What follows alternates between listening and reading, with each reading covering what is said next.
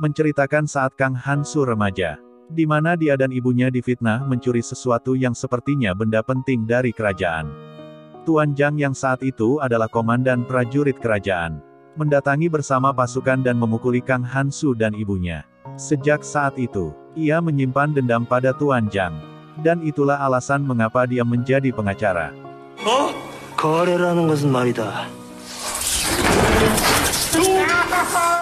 Kembali ke masa saat ini, di mana Kang Hansu dan Suwon disekap oleh Tuan Zhang. Dengan keahliannya, Kang Hansu berhasil lepas dari tali yang melilit kakinya secara terbalik. Kemudian ia terlibat baku hantam dengan anak buah Tuan Zhang. Lalu Kang Hansu pun ingin membuat kesepakatan, di mana dia akan membantu Tuan Zhang mengamankan pasokan barang-barang ke istana, yaitu dengan cara mendapatkan lukisan yang Tuan Zhang cari. Lukisan itu adalah lukisan milik pangeran kedua negara Ming yang beberapa waktu lalu dicuri. Dan Kang Hansu tahu siapa yang mencurinya, dan di mana pencuri itu. Pencuri itu bernama Pio, yang ternyata juga adalah penculik anak dan pelaku perdagangan anak. Pio sendiri saat ini tertangkap dan dipenjara. Kang Hansu berencana akan membebaskan Pio sebagai pengacaranya, dan memberikan lukisan itu pada Tuan Zhang. Tuan Zhang tak percaya pada Kang Hansu, mengingat keduanya sempat berseteru tempo hari. 당연한 말씀입니다. Namun Suwon yang baru sadar, menawarkan dirinya sebagai sandera, jaga-jaga jika Kang Hansu berkhianat. Kang Hansu terkejut mendengar hal itu, dan dia meminta bicara berdua dengan Suwon. Kang Hansu penasaran, mengapa Suwon berani menjadi sandera untuknya, padahal dia tahu, jika Tuan Zhang adalah orang yang berbahaya. Dalam hatinya Suwon penasaran, apa yang akan dilakukan Kang Hansu dalam kondisi ini.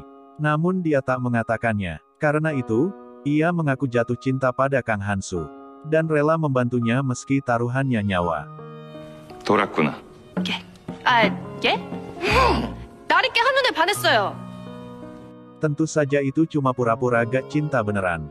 Kang Hansu menilai Suwon sudah gila karena ngomong ngawur.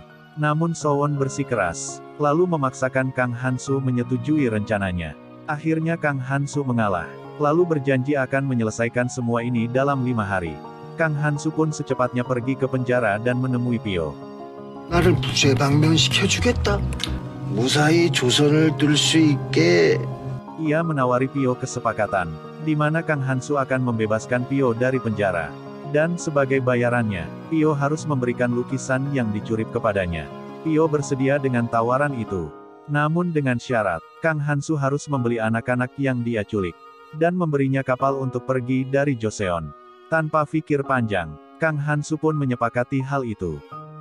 네, 뭐 그럴 거면 내가 꼭 여기서 표 씨와 함께 있었던 증언을 해주시면 됩니다. Lalu Kang Hansu pun pergi ke kantor Tuan Zhang untuk memberitahu hal ini. Kang Hansu membeberkan rencananya dalam sidang, di mana dia menyuruh Tuan Zhang memberikan kesaksian palsu untuk Pio. Tuan Zhang terkejut dan menilai itu konyol. Namun Kang Hansu mengklaim hal itu diperlukan untuk meyakinkan hakim mengingat keduanya sempat berkonflik. Karena hal ini, asisten Tuan Zhang yang bernama Tuan Chou curiga dengan Kang Hansu, lalu mencoba untuk menyelidikinya. 또 모르면서 무작정 인지를 자청한 것이냐? Tuan Chou mendatangi Suwon yang sedang disekap dan bertanya mengenai rencana Kang Hansu. Suwon mengaku tak tahu, karena dia memang tak mengetahuinya. Lalu Tuan Chou membebaskan Suwon, dengan syarat Suwon harus menghentikan rencana Kang Hansu. Di penjara, Tio memberikan lokasi dan kunci tempat anak-anak itu disekap. Kang Hansu pun segera menyuruh Dongchi mengambil anak-anak itu. 술판을 버리는데. 쉬우면 재미없으니까. Sementara itu, Suwon saat ini berada di rumah dagang Nyonya Hong. Lalu Kang Hansu penasaran bagaimana Suwon bisa keluar padahal ia disandera. Namun Suwon malah menantang Kang Hansu untuk taruhan minum. Suwon mengajak Kang Hansu taruhan, di mana jika Kang Hansu kalah, maka Kang Hansu tidak boleh membela penjahat itu. Dan begitu juga sebaliknya, Kang Hansu yang tertantang pun setuju dengan taruhan itu. Dan ternyata, tantangan yang diberikan Suwon adalah lomba minum miras sampai puyeng. Tentu ini memberatkan Kang Hansu yang bukan peminum. Nyonya Hong pun membawakan miras dan menjadi wasit pertandingan itu.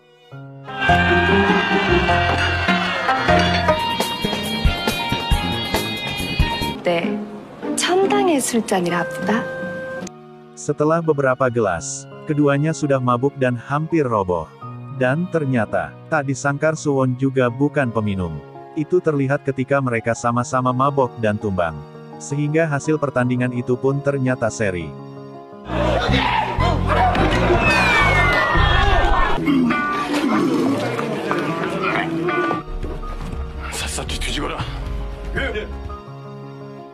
Sementara itu, Tuan Cho saat ini sedang menggeledah kantor pengacara Kang Hansu untuk mencari sesuatu yang mencurigakan.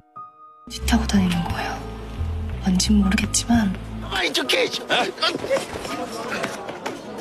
Setelah pergi dari pertandingan itu, tak disangka Kang Hansu masih sadar dan tidak mabuk sama sekali. Ternyata, sebelum pertandingan, Suwon memberitahu sambil berbisik, bahwa miras milik Kang Hansu telah dia tukar dengan air. Sehingga Kang Hansu tidak akan mabuk dan bisa kabur dari sana. Ternyata Suwon ingin mempercayai yang akan dilakukan Kang Hansu. 그날 밤 제 눈으로 똑똑히 봤습니다. Sidang pun akhirnya berlangsung, di mana ada beberapa saksi yang mengaku melihat Pio menculik anak.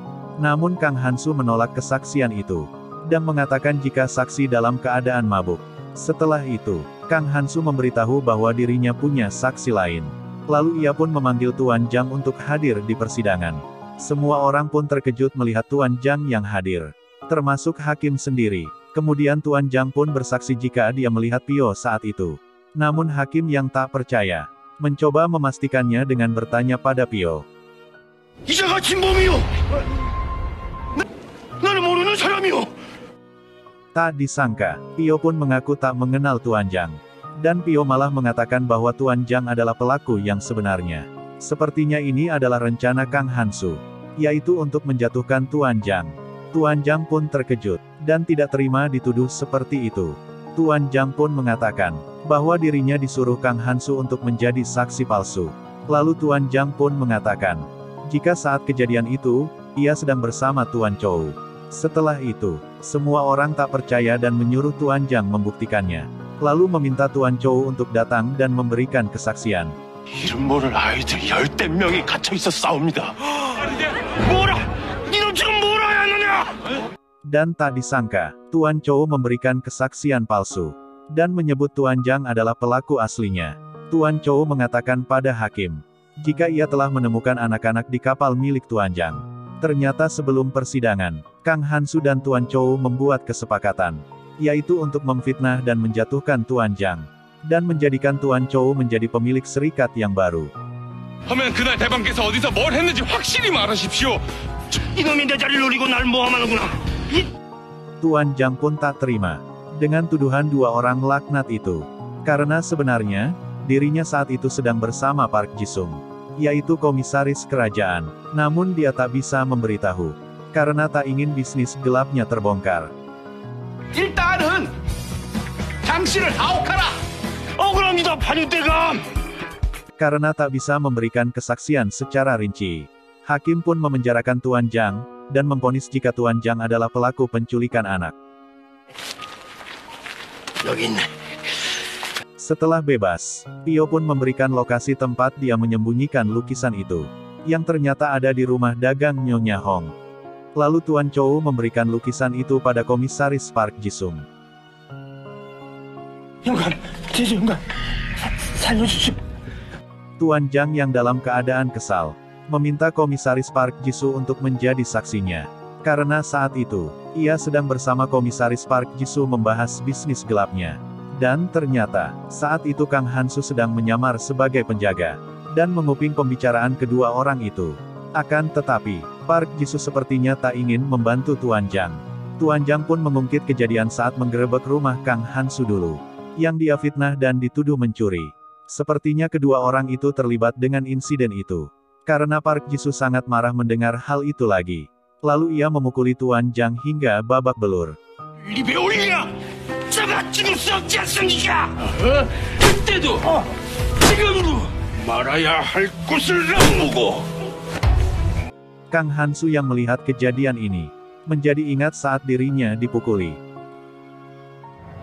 竟然能真的见到这幅画， Ternyata, lukisan itu diserahkan pada tamu menteri eksekutif, yang sepertinya seorang pejabat penting dari negara Ming. 니놈이 그 강렬관의 아들 나 강한수야. Setelah Park Ji-soo pergi, Kang Han-soo mendatangi Tuan Jang, dan mengaku sebagai anak yang difitnah dulu. Tuan Jang pun sangat terkejut, karena yang dia tahu, Kang Han-soo sudah mati, saat lompat dari tebing dan masuk ke laut. Kang Han-soo pun bertanya, mengapa Tuan Jang melakukan hal ini pada keluarganya? Dan siapa dalang dari semua ini? Akan tetapi, Tuan Jang tidak mau memberitahu, dan malah bicara omong kosong sambil menyalahkan ayah Kang Han-soo. 네 멍청한 애비야. 세상이 그렇게 만만한 줄 아느냐? Karena ayah Kang Han-soo adalah orang susah yang terlalu jujur. Tak lama kemudian, Tuan Jang yang menderita luka-luka akhirnya mati. Lalu Kang Han-soo pun teringat, saat persidangan kasus pencurian itu, di mana ayah Kang Han-soo dipukuli oleh Algojo Hakim, karena bersikeras tak mau mengaku. Dan setelah ayahnya mati, ibu Kang Han-soo yang tak kuat menjalani hidup akhirnya bunuh diri.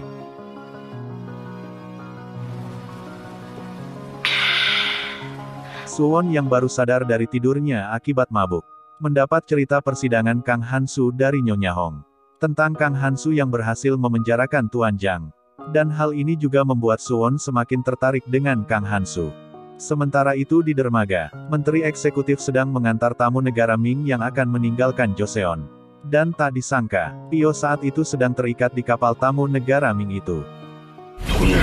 你又是何人？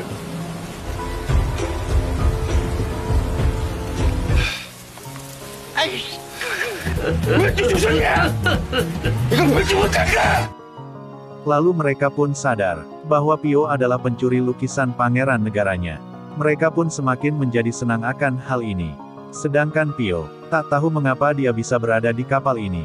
Karena terakhir yang dia ingat, ia sudah pergi jauh meninggalkan Joseon. Saat ini, Serikat Jang telah berganti nama menjadi Serikat Chou. Karena memang pemilik saat ini adalah Tuan Chou. Tuan Chou pun penasaran, siapa yang sebenarnya Kang Han-soo incar dalam kejadian ini. Tapi Kang Han-soo membantahnya, dan mengatakan jika tujuannya hanya menjadi pengacara terkenal di Joseon. Lalu Kang Han-soo menawarkan diri pada Tuan Chou untuk bekerja sama, yaitu untuk menjadi rekan di masa depan. Lalu Tuan Chou pun memberikan uang muka pada Kang Han-soo sebagai tanda terima kerja sama itu. Namun ia tetap mewaspadai Kang Han-soo, dan menyuruh anak buahnya menyelidiki tujuan Kang Han-soo sebenarnya. Di kamarnya, Kang Han-soo melihat poster wajah 4 orang target balas dendamnya. Dan Tuan Jang adalah salah satu target yang ia incar. Kemudian ia membakar poster Tuan Jang, karena dia sudah berhasil menyingkirkan orang itu.